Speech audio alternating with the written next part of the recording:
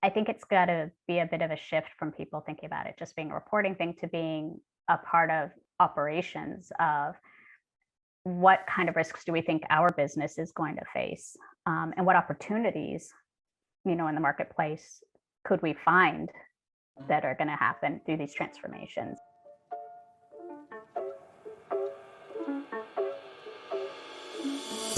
Hello, everyone, and welcome back to another episode of Clean Techies, the podcast.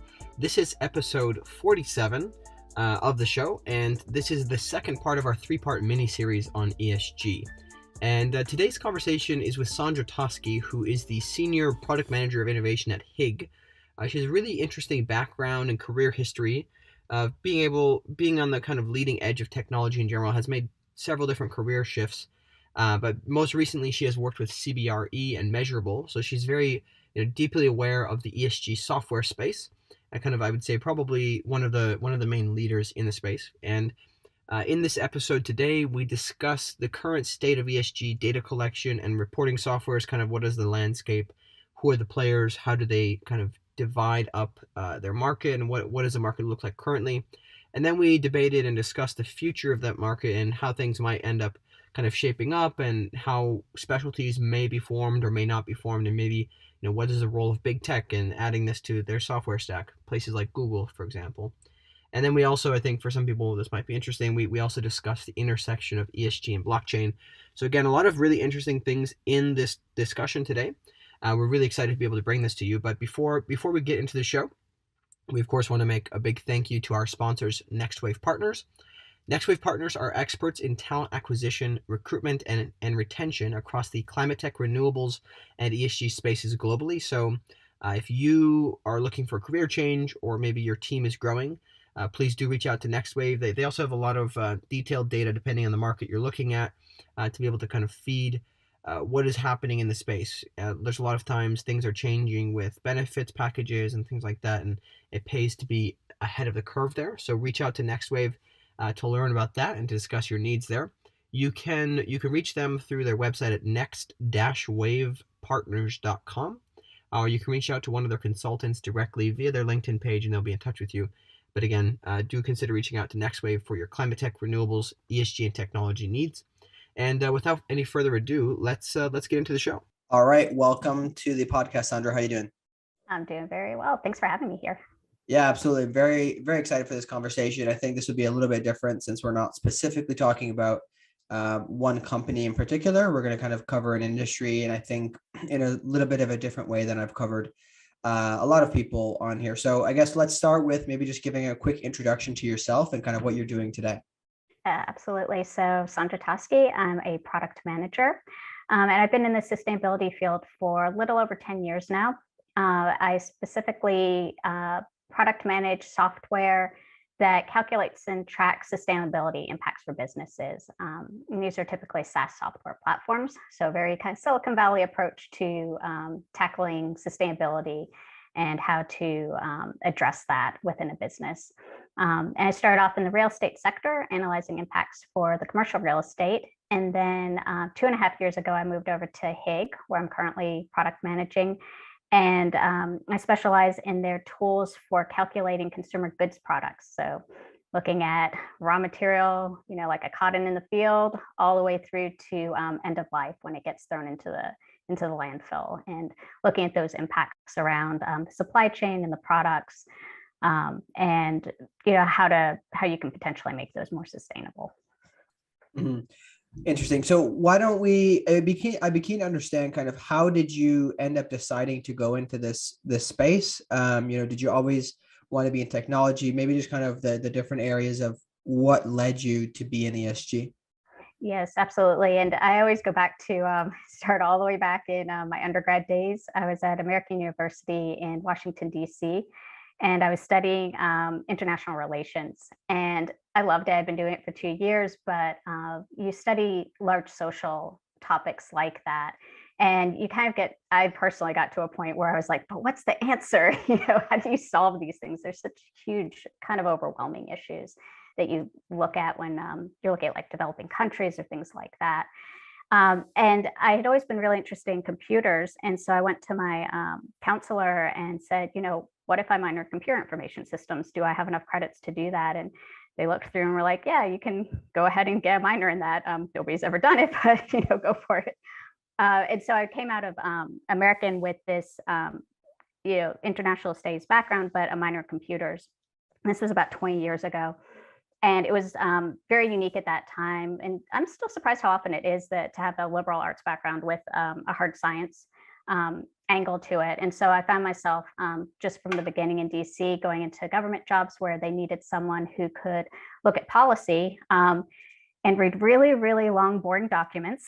There's been a consistency in my career being able to actually read through large standards or, underlying so much of these international policies. They're actually usually foundational documents that happen that underlie a lot of them. And so capacity to be able to read that, communicate across teams. So being able to take what I've learned in those documents and translate that to make it understandable to people. So it's only 2 paragraphs, not 120 pages.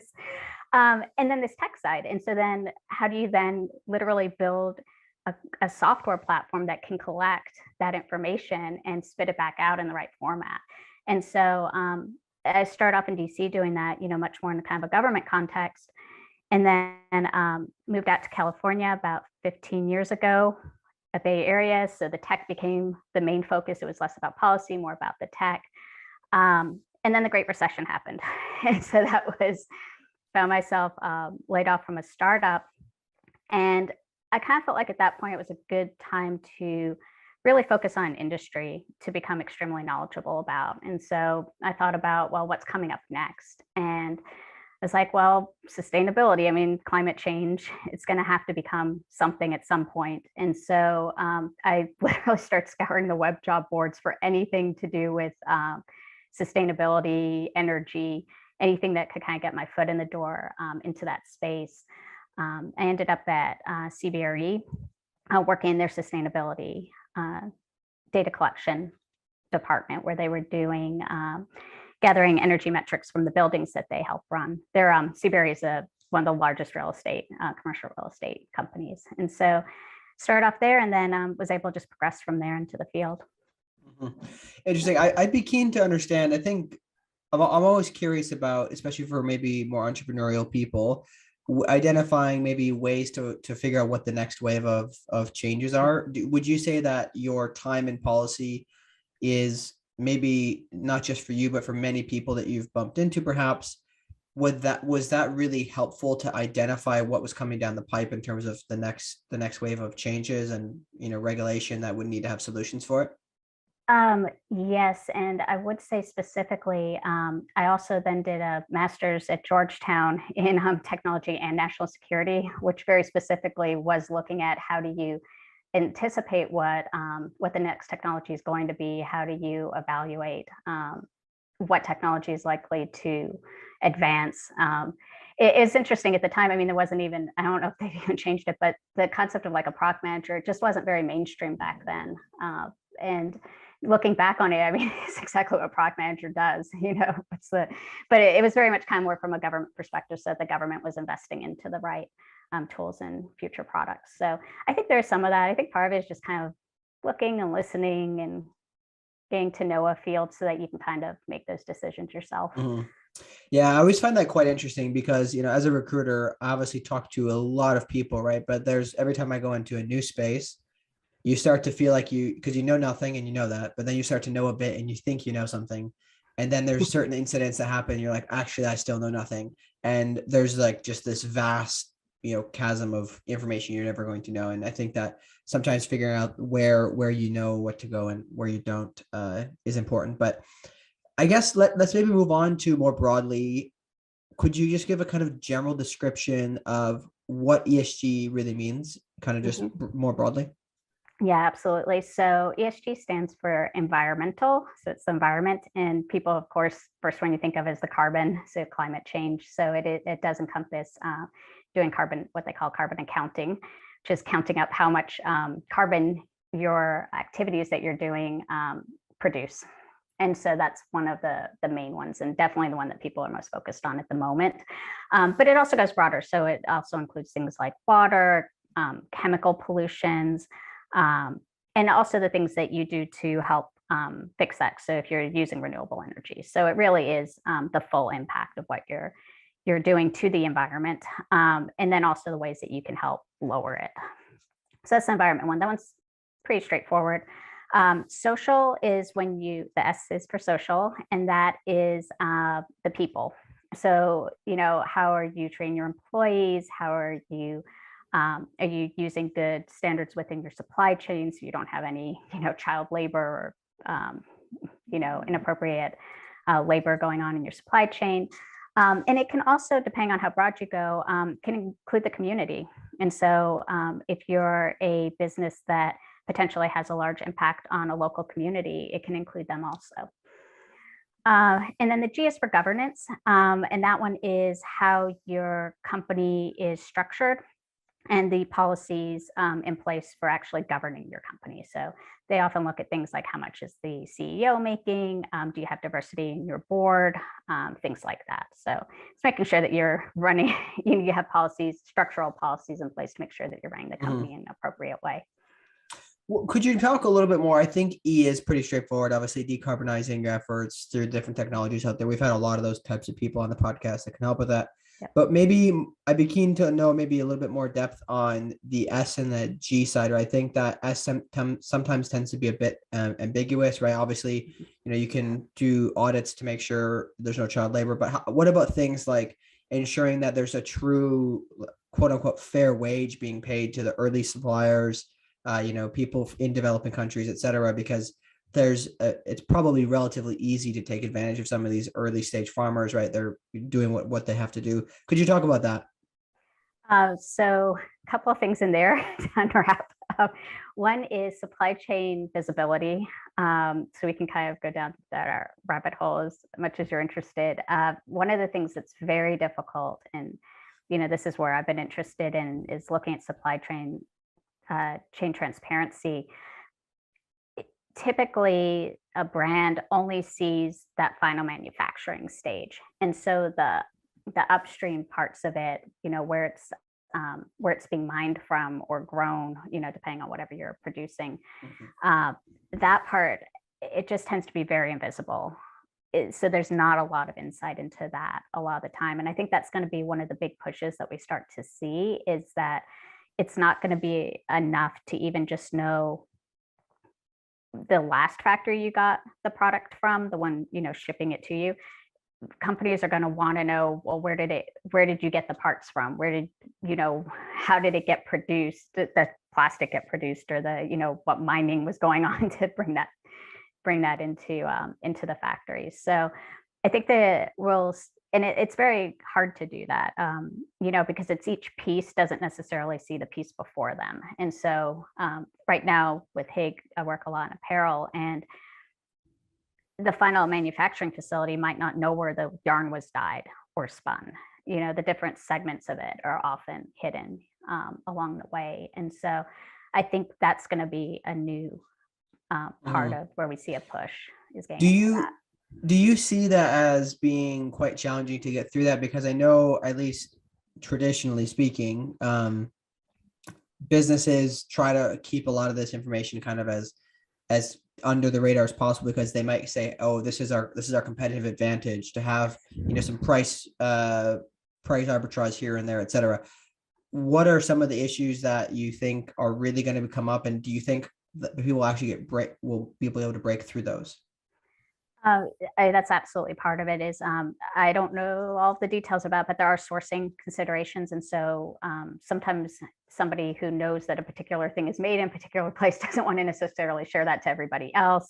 So there are proprietary and confidential information, but I think that's somewhere where you can have systems play a role in that, because you can have a software system gather the information and then keep parts of it confidential, so that maybe you aren't necessarily even sharing the name of the place where the thing came from, but you could at least share that it, you checked it out, it had, fair labor standards going on, that kind of a part of it. The other part to understand is that some of it is in very low tech areas. So a farm, it's so easy to always assume that it's happening in a place where there's a lot of internet connection or things like that. But, this might be a farm in a very rural area in a foreign country where gathering that information or finding out where they are, can be kind of difficult. So I think I think we're still a ways from it. I think it's going to start to get demanded pretty quickly. And if the really big people who buy these, the big purchasers, start saying, well, we're not going to buy this from you if you can't tell us this information, then we'll see a fair amount of pressure start to come through. Yeah, I mean, that could be interesting though, because to some extent, if the larger corporations were kind of forced to do these items, then it's almost as if they could work with the suppliers to help invest in the infrastructure locally, right? Which could actually be a net benefit to a lot of developing countries, I would assume. I'd be curious, have you seen any, I feel like it's probably too early to really tell, but have you seen this pressure to understand the entire scope 1, 2, and 3 emissions push any larger companies to go and become more vertically integrated? I haven't necessarily seen the vertical integration. I've definitely seen an interest, and then I'm trying to think of how to say it. Sometimes investment. So I'm seeing, investment going into it, like what you were proposing, that, if it's a technology they're particularly interested in, potentially if they wanted to like green a facility, so put solar panels up, they're starting to explore that. It's always a little bit tricky because on the one hand, they really don't want to pay for it. I mean, it's a business, they don't want to just be having to put money into a factory where, it's also supplying other brands or retailers. Yeah. But at the same time, there is enough interest now that we're definitely starting to see that push. And kind of, to me, surprisingly, the manufacturers are starting to be very interested. The large ones know that this is coming, and they know that it's going to start off as an advantage to be green and then become a requirement to be green. And so the large ones that have the money for it are starting to go ahead and try to get in front of that. And get visibility into, like I was saying, they want to get visibility into their supply chain because they know it's coming, and then be able to start showing improvements because they know it's on the horizon. Yeah. No, I think that could make sense. I've thought about that a bunch. If there's essentially a race to the bottom, if you will, you might want to be the first mover because for a while there'll be advantage, right? Especially with, I know I talked to somebody who said they can charge a lot more for their leases and their real estate when they run things more clean, for example. I think one thing that'd be interesting, this pretty recent news, even at the time of the release of this episode, is the SEC's announcement. Could you maybe talk a little bit about that and what it kind of means for public companies? Yes. So I won't try to prognosticate on that one. You could go online. There are even wiser people than me who have analyzed it. One, is just fascinating to finally see something like that even happen. Like I said, I've been in the field for about 10 years and I wasn't sure we'd ever have the SEC even take a stand on it. So that was interesting in and of itself. Wherever it goes, I think we will start to see a few things. One, I'll dip into the acronym soup. I actually will read it off the screen. But what I think they'll end up falling back on is a group called the IFRS. And so they are the global standard makers for accounting, and they also have gone into sustainability accounting disclosures.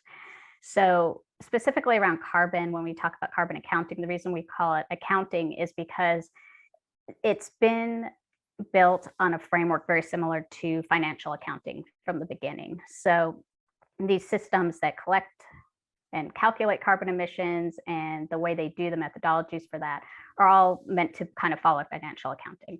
And so in line with that, there's a group like the IFRS that has been also coming up with sustainability disclosure accounting.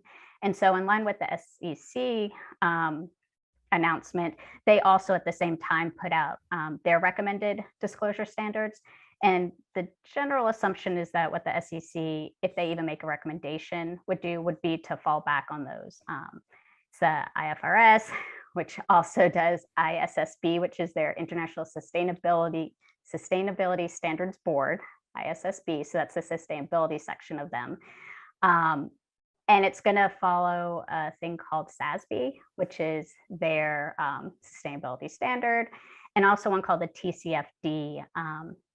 And that one is a slightly older one that is also considered for financial reporting. It's the Task Force on Climate-Related Financial Disclosures. So long story short, I think we'll finally start to see standardization around how to disclose and what's recommended for disclosure. And I think that the forward-thinking large companies will do this voluntarily. Might not be necessarily to the SEC or on their financial disclosures, but I think at least in some form for investors, I think they'll start making this information available. And what was the timeline on there? And then it's only for public companies, correct? So it is only for public companies, but this is where I think we'll start to see a shift, is that in the past, a lot of the time when companies reported, they were reporting on the emissions that they directly created. So we call those scope 1 and 2. And what that means is, let's say you're a bank or a service company, you're reporting on your on the buildings that you own, like your corporate headquarters. You're not reporting on anything else. Like that's basically it. And the idea was because those are things that you can control really easily. If you own it, you can control it, you can reduce it really easily. What I think we're going to see, and I'm definitely already seeing, is that the supply chain parts of it, and those are called the scope 3, so stuff like the products that you produce, you should really be looking at the emissions from those also. Right now, they're not necessarily being counted because you don't actually, it sounds odd, but let's say you're creating a t-shirt. The t-shirt itself got created by that manufacturing company. And so that manufacturing facility is actually the one reporting the emissions, not you. So you're kind of getting out of like the main chunk of your reporting. I think they've said it can be like 70% or more of your emissions are in the scope 3 category. So like 70% isn't being reported on. And so they're not trying to reduce it. What these recommendations are going to push is that you do need to start reporting on these scope 3 ones. So that means that, yes, it's the public company reporting, but imagine a huge retailer. Now they can't just report on their own. Now they need to do that whole supply chain. That means all the brands who sell through that retailer, they need to start, the retailer's going to be asking them all to start reporting to them so they can report it as part of theirs.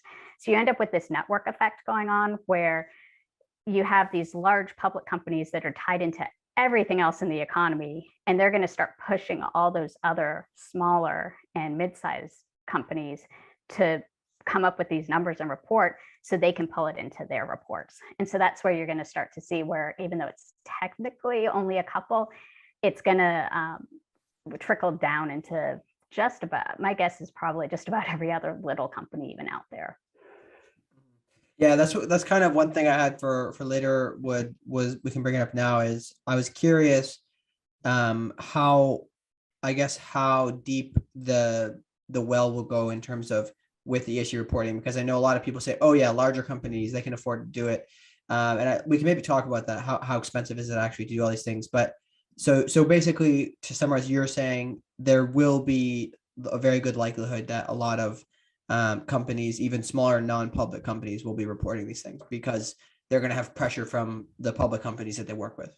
Yep, absolutely. I think we'll definitely see that. Interesting. Okay. Before we do get into, actually, no, let's go over the costs maybe now. Could you maybe talk about the costs? Again, it's hard to quantify because you don't have a specific company, but just kind of an idea roughly of what goes into actually being able to report on ESG metrics and kind of a consistently doing that, because it's an every year type of event. Yeah, absolutely. So I think that it can be very overwhelming, especially for smaller companies. It's overwhelming even for large ones. In some ways more so for them because they're huge and their operations are so large. How do you even report on something that big? So for the large ones, it's overwhelming because they've got so much to report on. For the small ones, it's very overwhelming because they just really don't have capacity to sit here and go through that alphabet soup of what am I supposed to do. So I don't have like exact numbers or metrics. I do expect it'll be some kind of like hybrid function, probably in smaller, middle-sized companies. I don't think they would dedicate a person necessarily to it, but I think it'll be something that they're interested in. I would love to see it be a shift from focus on reporting to seeing a way to use as an opportunity and a way to reduce risk, because I do think that what we're going to see is a lot of dramatic market transformations and environmental pressure from the climate change that's going to be happening. There's going to be reductions in resources. There'll be the supply chain that we saw with COVID. I mean, you can imagine things like that coming up with climate change also. And so I think it's got to be a bit of a shift from people thinking about it just being a reporting thing to being a part of operations of what kind of risks do we think our business is going to face, and what opportunities in the marketplace could we find that are going to happen through these transformations, and kind of take that approach. So maybe it is somebody who's focused on not climate reporting necessarily, but climate reporting plus how can we make money off this even when let's say everything does go to electric off of a fossil fuels grid. Yeah, I could see there being I mean, obviously there's a lot of advantages, right? We talked about before, especially with real estate, right? You can charge, larger leasing prices, right? So even smaller companies could consider these things. But I think that, if you look at some other items, right, there's a lot of, I know there's a company I believe I had on here, Circuit Meter, that can help measure electricity usage and identify like wasted electricity, right? That's savings that goes into your pocket, but that also goes into the ESG report, right? So I feel like there's a lot of areas where there'd actually be operating costs saved that would, in most cases, hopefully, offset the actual cost of the accounting process. Yeah, absolutely, exactly. And I think that's really the trick, is for people to stop thinking of it as like a survey to fill out or a report to fill out, and really starting to think about it more holistically within the organization as an opportunity. Yeah. And then for the larger ones, I would love to see one day, like a chief sustainability officer. I've heard that's starting to happen. It goes back to, it's one of the biggest risks and opportunities any business is going to face going forward. It makes sense to have that voice in the room, I think. So we'll see how many end up going that route. I'd say quite a number are already headed that route, but they're starting off with the director title. Yes, gotta give them some room for growth there. Gotta give them some space for growth. But okay, cool. So let's maybe move into, I think this is an area obviously keen to have you kind of discuss on, is if you wanted, could you just kind of lay out the ESG software landscape? Kind of what does the business landscape look like, to as broad of a scope as you can speak? If you understand most of the players in the world would be helpful. If not, North America, and just kind of how does it tend to lay right now? What are the main players? Kind of just walk us through that. Yeah, and so as Higg, we definitely kind of play in that space some. So I'm not going to particularly name companies by name, but what you generally see is the carbon accounting systems that have already existed, or that are, I swear every day I look on the internet, there's a new one coming out. And those are very much focused on what we were talking about with the carbon accounting part of it, and very specifically that part of the climate. And so those tend to be pretty geared towards doing reporting for, there's a thing called CDP that people report to. And then some of the other reporting standards out there. They're very environmental focused usually, and they do tend to be focused on, at least traditionally, those platforms have been pretty focused on what we were talking about with that scope 1 and 2. And so where I think we're starting to see some new innovation is around going into things like the supply chain, into doing things like finding ways to calculate specifically products, consumer goods products. That's a very new thing. There are numerous potential regulations coming out around putting labels on products. France just made a proposal that in 2023, they want to have product labeling. We'll see. New York has also been floating ideas around that. So I think that's an area that's very new is the product labeling for consumers. And so I think software platforms gearing towards that is some of the newer ones that I'm seeing show up. And then, like I was saying, in the visibility around the supply chain, that's one that I know quite a few companies are trying to break through. There is some looking at blockchain to do that. That is one potential way. Specifically around the raw material sourcing, the blockchain is kind of interesting potentially.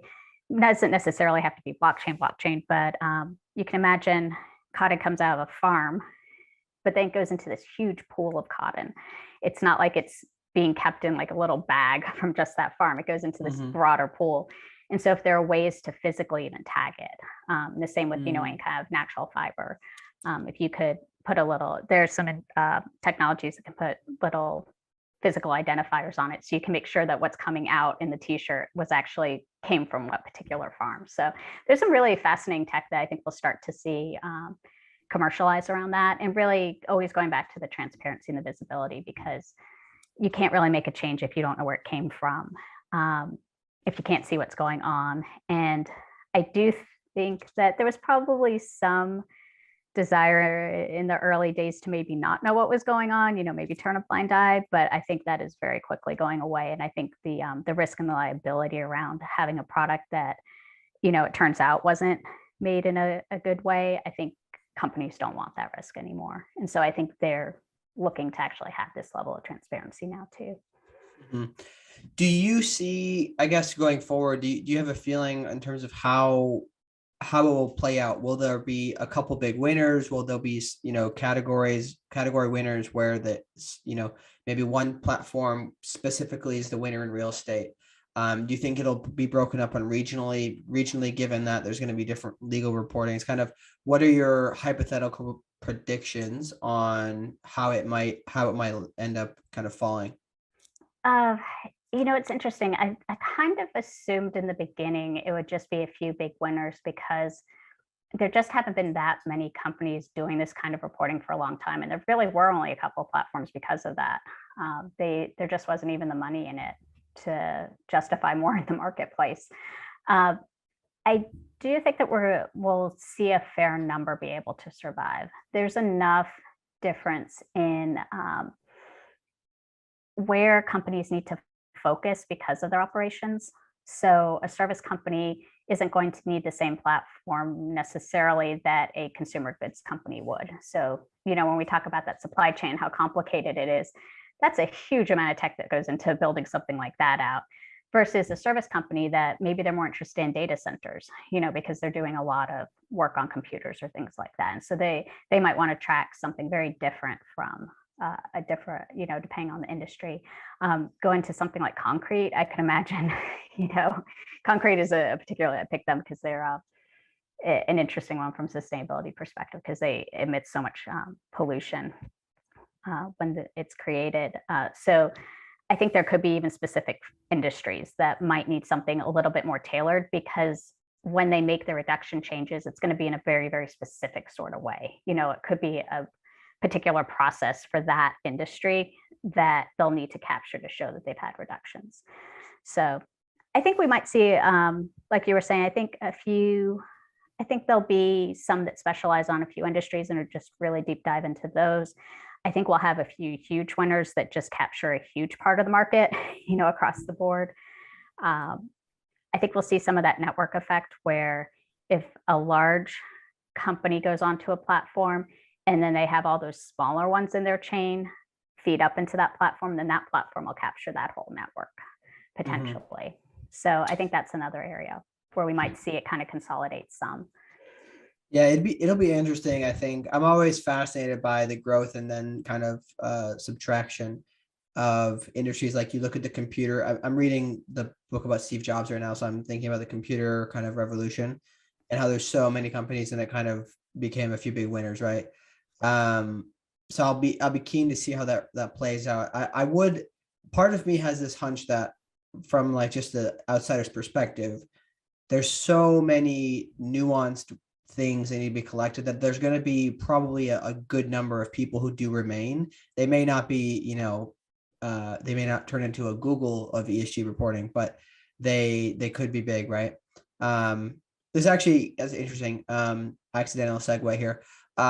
Curious to know if you think, what do you think big tech, like companies like Google, right, who have massive reach, or Apple, for example, would do if, about looking at, hey, this is a huge wave of things coming. Are we just going to try to buy one of the early stage platforms that's really winning and then add it to our platform? Do you see something like that happening, or do you maybe you even have thoughts on that? I'm not sure if that's like too deep into the rabbit hole. No, so they're coming out with their own solutions. So you can look online, but ones that jump to mind are like Salesforce, Microsoft. Google actually is backing a nonprofit that's doing this kind of work. So they've already got solutions coming out in the marketplace for it. And I think they're very much taking it not as necessarily a money-making approach so much as they need to have they need to have a position on this. It would be, they're so huge. I mean, how can they not put something out there for it? So I think for some of them, if they make money, great. But I think in a lot of ways, it's more just about having a full tier and suite of products to help out. Yeah, it makes sense. I think, especially when you think of Google, right? They have so many free products just to make sure that they're not going to lose customers for one or the other thing. Like, that'll be interesting to see. You mentioned it earlier, but I'd be keen if you could dive a little bit deeper. What do you think the role of blockchain in general will be within the ESG reporting aspect of things? Where might it be most used? Kind of, what are your thoughts there? What are you seeing? So I am seeing some of the blockchain around, like we were talking about, the tracking sources and potentially tracking products. I don't know if it'll be a deep blockchain concept, because there's blockchain that's like really the actual technical thing, and then there's sort of blockchain which is more just tracking. So my guess is it'll be probably most of the time more just being able to track a product with an ID or a tag or something. I think where this is one future hat on that I would love to see is one of the things that's going to happen is when companies realize how much carbon they emit, they'll make reductions, but they're going to also need a way to reduce even more. And that's where you get into things like offsets. So, you talk about offsetting and things like that. Some of the new tech we'll start to see is the carbon capture. And so that's where it's technologies that's a whole deep rabbit hole, but it's essentially on the surface technologies that are taking carbon and literally reducing it from the air. So they're pulling it out of the air in different ways. There's a lot of ways to do that. Once you can pull carbon out of there, once you're accounting it, at that point, you could, in theory, have an economy. So we could actually finally see like that carbon economy start to show up where a company has too much carbon that they've emitted. And so they buy a certain amount of the carbon sequestration or the carbon removal, however they decide to do it, to pull their carbon numbers down. And so I think at that point we could see blockchain because it works best with like financial transactions. So you could see some kind of blockchain where you have a carbon removal technology. It generates a certain amount of blockchain carbon coins, and then the company that needs to reduce their emission would buy those coins. And so you would use the blockchain to make sure people weren't cheating and weren't double counting, because that actually currently happens a lot, is that the same they sell it over and over and over again, and so it gets double counted, triple counted sometimes, or even more. So a blockchain would make sure that you were actually, that was all being done fairly. Interesting. Yeah, I think it's always difficult when these new emerging economies, there's always going to be some scammer who takes advantage of things just well. Yeah. Okay, so I think you mentioned this earlier, other potential regulations. If you want to maybe talk a little bit more about what you see coming down the pipeline, at least in North America, and maybe if you have any comments on other regions as well, kind of regulation wise, what do we see coming as regards to ESG and reporting? So I do think, obviously the SEC would be at a corporate level. I do think there'll be more and more push and desire to see something at a product level for consumer facing, so that consumers can start to make decisions. I think for a long time, it'll probably still stay as recommendations, but I think the smart companies will go ahead and start doing it voluntarily. It just makes good business sense to go ahead and get in front of it rather than wait to be forced to do it. So I think we'll quite a few of the leading ones are already starting to. Mm-hmm.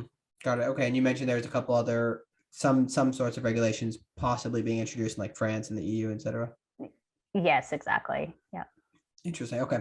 I'm always curious to see how that plays out because I think, especially if there was a carbon tax or something put on, that would be obviously falling on the east side. But I'm always curious to see how things happen because it can either it can supercharge industries when regulation comes through, but it can also cause a lot of second and third order effects that sometimes are undesirable. So I'm very conflicted about whether or not regulation is a good thing in most cases.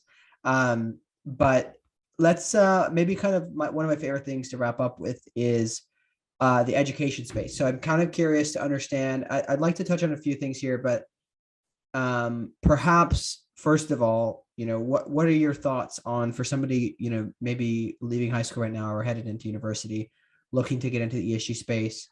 What are your thoughts on how to go about that? What are the good skills to learn? Maybe just some of your advice there. Absolutely. So I always recommend to pick kind of a broader field that you're already interested in. So if you're interested in business, do an MBA, stick in the business. If you're into marketing, do the marketing. I don't think it's good to confine yourself too much, especially in the early days, to a particular industry, because sometimes you change your mind.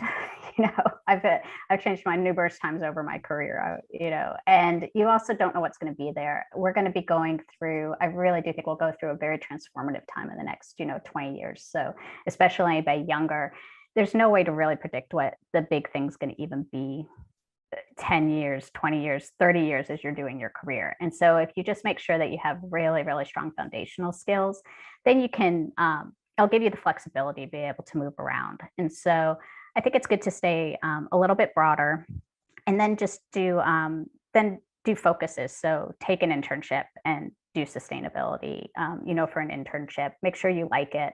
And then even just that little bit of extra experience, once people see that, and if you, it's so funny, but if you just put it as like the top thing on your resume, I'm interested in sustainability, people know you mean it then, and they'll give you that extra opportunity to do it. And so it's the usual, get your foot in the door, take the first step, and then you can usually quickly leverage that up too. Mm-hmm. What do you think about what universities in general are doing, maybe within the ESG space? Because I know a lot of universities try to be kind of forward thinking, but I think that, in my opinion, oftentimes they kind of are a couple of years behind the curve of things. But of course, it's because they have to create curriculum, et cetera. What do you think have you seen any specific universities doing a really good job on their own carbon emissions and helping to educate people at a really broad spectrum, regardless of their interests, on the impacts of climate and ESG and everything? That's a great question. I haven't looked specifically at the education programs, but I have been noticing that it seems like there are at least classes people can take. I know the universities themselves are definitely interested in it, so I think most have a program on campus, or a program office that's dedicated to trying to look at these issues within the university itself. So I think that's pretty common, which also then gives the students, when you're talking about a way into it, looking to see what opportunities are on your campus. It's a great way to get into it because there's usually somebody on campus doing these things. So going ahead and interning there or getting position within those on-campus departments is really helpful. Mm-hmm. Do you have any examples or specific thoughts on, I know a lot of people talk about the energy transition potentially costing people jobs. I think we all know that the net benefit is more jobs, but perhaps some people might have to kind of be re-educated or upskilled in some areas. Do you have any examples of how this is happening through the application of, trying to reduce emissions, and any thoughts on or examples of companies kind of doing that to help, say, for example, take technicians and upskill them into other areas? That is such a fantastic question. I think we haven't even started, and so I couldn't even guess what it's going to look like. Somebody the other day was even just talking about gas stations, and it started kind of blowing my mind when you think about what if gas stations actually in the future switch to electric. We're not pumping at the oil anymore, and it potentially touches just about everything. And so I think it's gonna. I don't think it'll be that quick. I think there'll be time for people to adjust, but flexibility is always, the best, to just have flexibility in your skill set to be able to deal with whatever it does end up Yeah. looking like. And then I think, those particular industries, I mean, they haven't even started really wrapping their heads around it yet. So they're not even looking at training yet because they haven't even quite grasped that their industry is changing. So, I mean, Yeah. I don't think they're quite even to the training part yet. I think they're not even quite sure what their industry is going to look like, let alone how you would train somebody to do it. Yeah, I think maybe an interesting example to maybe look to over the coming years is the offshore wind space, right? How they're taking a lot of people and repurposing kind of their experience with boats to be able to help build these offshore wind plants. I know that's an interesting area, but I'm also fascinated by the idea generally that, especially in a lot of the climate tech roles, because there's an urgency here, right? If we're going to hit our targets, we're nearing the point of kind of no return. People need to be educated into these fields faster, right? So sometimes I feel a four-year university degree is a bit long, right? Maybe there's specific examples of, hey, why don't we take these certain areas that are very important, create some type of 6-month program that helps people get into careers, because really it's about them becoming experts and actually executing on items. But I also don't want to discount, because obviously so many inventions have come from people studying for 8 years, getting their PhD and just doing research, right? So it's a really hard balance for me as somebody who likes to execute and doesn't like to sit around just thinking about things. But I guess I think this is a pretty decent place to end it. Do you have any kind of final comments or questions, maybe any areas we didn't go down that you think are worth kind of discussing? No, I think this covered most of it. And, I really think just staying focused on that flexibility, like we talked about, because there aren't any guarantees in this space. It is changing so quickly, the regulations, how the industries transform, all of it. And so I think I think the people and the companies that are able to stay nimble and flexible and deal with those as they come. And like you were saying, as they start to see this train up there, go ahead and just put out a training program for their workforce and get people going on it and be able to start kind of future thinking towards it. I think they'll do the best. Mm-hmm. Actually, there's one last thing I would want to ask. I think we forgot to go over this, is when companies are looking to, say for example, they're tracking their carbon emissions and they actually really want to change. Are there any areas where they're kind of just unable to make changes because there's a lack of technology or there's a certain kind of roadblock? I think that there's going to be potential to change all of it very soon. A lot of it is going to be in like the supply chain. And I think that's where it's going to be working with your partners throughout that network we talked about. So, go to a data service provider who's using, a clean cloud, picking manufacturing companies and helping them become green. I think that's going to be kind of the key there, is those partnerships. Mm-hmm. Interesting. Yeah, I think that's good to hear, because I think a lot of people oftentimes say, oh yeah, we can't do that right now. But in reality, there's a lot of solutions out there. So, all right, very good. Well, this has been a great conversation. Thank you so much for coming on, Sondra. Really appreciate it, and looking forward to seeing how many of your predictions come true. Absolutely. Thank you for having me. All right, everybody. Thank you so much for joining on today's episode with Sondra. I really hope you enjoyed the conversation. If you did enjoy it, please do subscribe and turn on the notifications if you have not already, to be in tune for more in the future. We do have another episode coming in the mini series on ESG soon. If of course, always please do consider leaving a review and rating us, especially if you listen on Apple Podcasts or Spotify. It really helps us to grow the reach.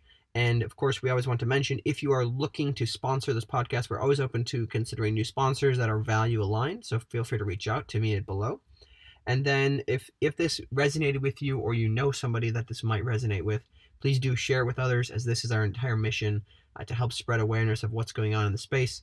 So please do that. You can feel free to get more involved with the Slack channel. There's a lot of professionals in there. It's a decent place to network and meet other people, and possibly kind of have some collaboration there. And then you can follow our LinkedIn page for our newsletter that comes out every month. And then we have some kind of weekly little tiny bites that go about discussing topics in the climate tech and ESG and sustainability space in general. And of course, we recommend definitely reach out to and connect with Sondra on LinkedIn. And you can reach me on Twitter with any other questions you have. A quick note on the next episode in the ESG mini-series, which will be the final of this series.